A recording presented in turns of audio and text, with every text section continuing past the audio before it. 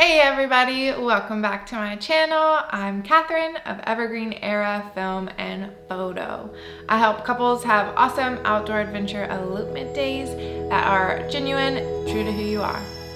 Genuine and true to who you are, which is probably like the same thing. But I like them both, so we're going with it. In this video, I'm giving you the all-around tips and tricks in this total guide to your Mount Rainier National Park elopement.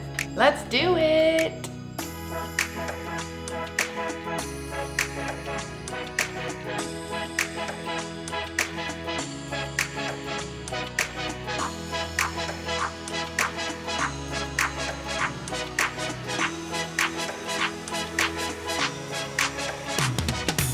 Holy macaroni, Mount Rainier is such a beautiful place.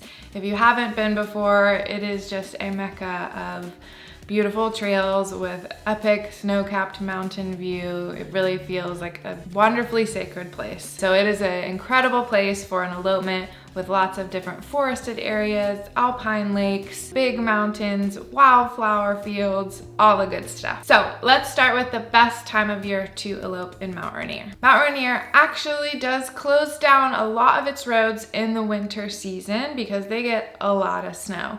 So if you're wanting a super winter wonderland kind of adventure experience, you can still choose to do so in the winter months, but you can only do so at the lower elevations, and it's likely to be a bit tricky to get to the park. You'll need chains and be prepared to drive in a lot of snow, and you're gonna be tromping around through some beautiful deep snowy weather. You might get views or you might not, it really just depends. The best time of year to elope generally just depends on what kind of experience you wanna have, what you wanna see or do. Picking your date based on that is going to be key. I think of course the beautiful drier, warmer, sunnier months of the summer are the most special time to really go and have an elopement, the easiest, but because of that, it is the most busy time of year to elope in the park. So you're really going to want to plan a weekday elopement for sure. Otherwise, you could get stuck in lines trying to enter the park for hours long. I've been there myself, and that does not sound ideal for an elopement experience. So definitely pick a weekday. If you want to avoid that busy summer month and you're not super interested in the super snowy winter, of course, you can choose those shoulder seasons of spring or summer. That might provide you with a little bit less people around, but it's also going to provide maybe a little bit more rain in the spring and the fall. Those are both really beautiful months in general as well, but you're not going to have the wildflowers, so that is something to consider. Just think about those things that you really want to see and how you want the day to feel. That will help you pick the time of year that you want to elope there. Now let's chat about where to stay during your Mount Rainier elopement. One option that you can choose is camping. If you're definitely a little bit more low-key and love a camping experience, there are 4 campgrounds within the national park. Some are first come, first served, and some are reservation allowed, and some reservation only. So you'll want to look into what campground you like the best, where that campground is in location to maybe your elopement locations you've chosen. And then you'll also want to look and see if it's first come, first serve or reservation, so you know how to plan that you're gonna have a site and a place to sleep for your elopement day. The campgrounds are only open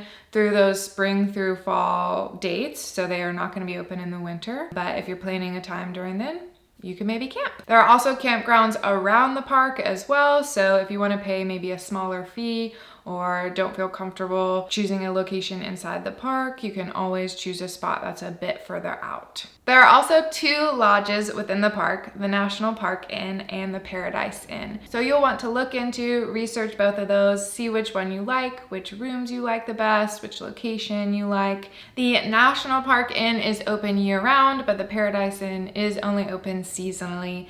So again, check your time of year for your elopement with the location that you'd like to stay for your lodge and make sure that they align. Then of course there's always the option to just stay at a local Airbnb, VRBO, little hotel, or a little, privately owned lodge. So just look into all the different options for you. I personally love when couples camp or pick a private Airbnb rental. When you do this, make sure you pick something that just fits the feeling of the day, especially if you're going to have photo or video taken at that location. It's going to be a part of that experience for you in general, but also the photo and video that you have. And so if you have a place that visually is beautiful and flows with the theme of your elopement, it's going to make your photo and video turn out even better. Next, we're going to chat about fees, passes, and permitting. You do need a permit for your wedding in Mount Rainier National Park. So you're going to want to apply for that well in advance. They always kind of change when and how far out they're accepting those applications, so check on the website to be sure how far in advance you need to apply for your wedding, and that you follow any kind of regulations or rules that the park has for your wedding experience. Your photographer or videographer might also need a permit as well, so make sure that you ask that question. The size of your wedding is going to determine your options for your locations. So you're really going to want to minimize your group size as much as possible so that you can have more options for where you can have the actual ceremony. This is going to make a difference in the different views that you have. Of course, the larger the group, the less options and the less natural feeling the options are going to be. It's going to be a lot more likely to have options at amphitheaters and larger pull-offs and things like that, the larger your group size is. The cost for permitting is pretty low. It's usually $100 or less, but then you'll also need to pay the permit to just get into the park, the pass that everybody has to pay to access the park itself. It's not an expensive option for your elopement. I think public lands are doing a great job of making that accessible. So just be prepared that there are a few different fees that come along with that. And again, permitting can change at any point. This is what is the case right now as I'm filming this video, but if you're watching this video later on down the road, all of this could be different. So be sure to check the website, specifically Mount Rainier National Park's website, on their permitting page to check out if any of this information has changed before you take my advice. Now time for some marriage legalities in Washington State, which is where Mount Rainier National Park resides. This is very important to know. You need to apply for your marriage license at least 3 days before you actually plan on getting married. You can either arrive for your wedding or elopement experience early in order to apply that way, or you can apply online before you arrive in Washington State. And you can then have the application mailed to you. Once you have your license, it is then valid for 60 days, and you will still need an ordained officiant and 2 witnesses to fully legalize your wedding and your marriage. If you're not so interested in having to do all this red tape for your actual wedding, you are free to go ahead and get married at a totally different time in your home state. You know, go to the courthouse, make it official, get all that done, and just feel free to do whatever you want for your elopement day in Mount Rainier. So what should you wear for your Mount Rainier elopement?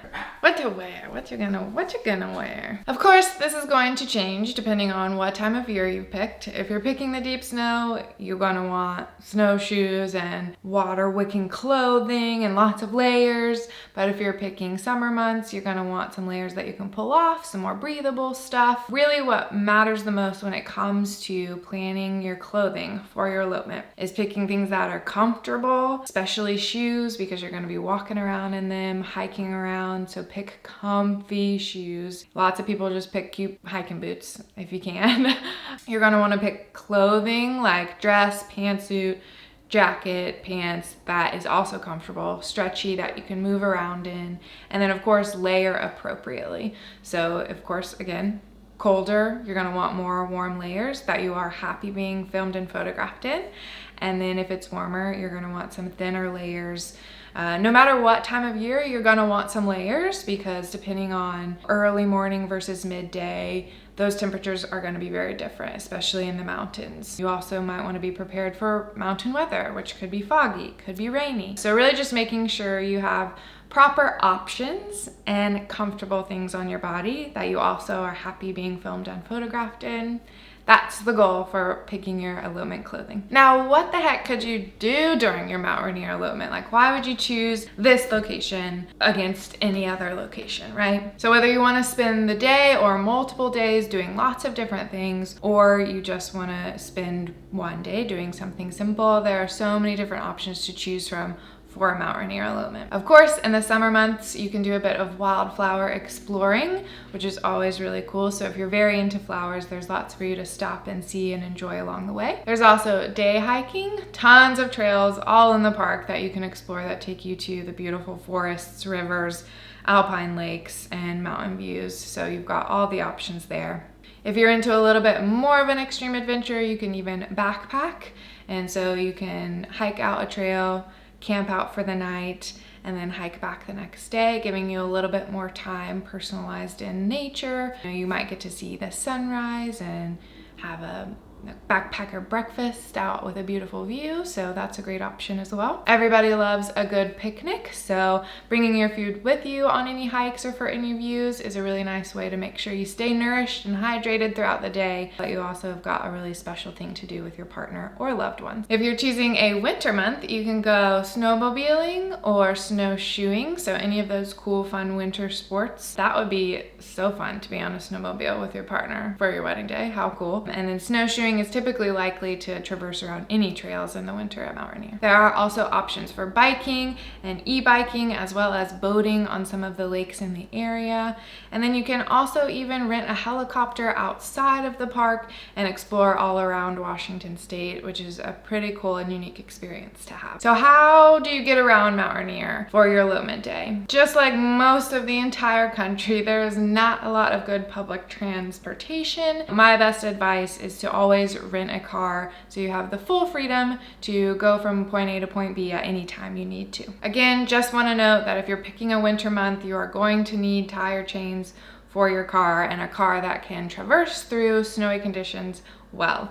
Otherwise, you're good to go with a typical, non-four-wheel drive vehicle. If you want some inspiration for your Mount Rainier elopement, go check out my elopement film of Savan and Lauren's elopement experience in Mount Rainier National Park. You're going to love it. We had a full day adventure where they hiked in the morning for sunrise after a ceremony and then spent the evening hiking around the area as well for a beautiful sunset. I hope that was super, super helpful if you're considering Mount Rainier as the location for your elopement.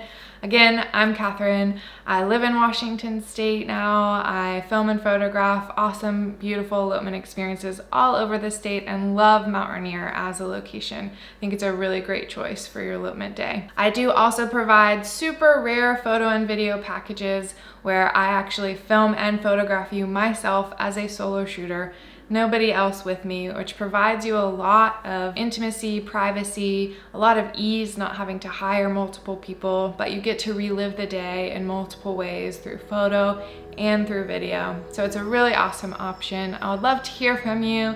If you're thinking about Mount Rainier as your elopement location, just reach out in the link that I've provided below above the comments. Otherwise, I hope you have a good one. Feel free to like and subscribe if you loved this content and would like more. It helps me so much, and I hope you'll have a good one. Cheers. Cheers.